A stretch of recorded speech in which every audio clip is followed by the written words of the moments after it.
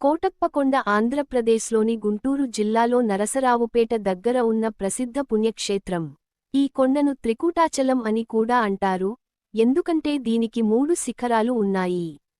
ఈ క్షేత్రం ప్రధానంగా శ్రీ త్రికూటేశ్వర స్వామి, శివుడు, వారికి అంకితం చేయబడింది. పురాణాల ప్రకారం ఈ ప్రాంతం చాలా కాలం క్రితం ఘనమైన అరణ్యంగా ఉండేది. అక్కడ ఋషులు, మహర్షులు తపస్సు చేసేవారు. ఒకసారి కొంతమంది ఋషులు పరమశివుని దర్శనం కోసం దీర్ఘ తపస్సు చేశారు. వారి భక్తి చూసి శివుడు ప్రసన్నుడై అక్కడ 3 శిఖరాల రూపంలో ప్రత్యక్షమయ్యాడని చెబుతారు.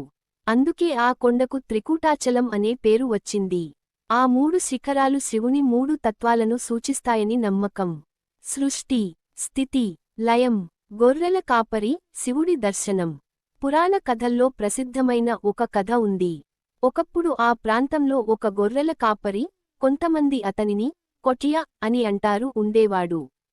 అతను చాలా భక్తిశ్రద్ధలతో శివుడిని ఆరాధించేవాడు.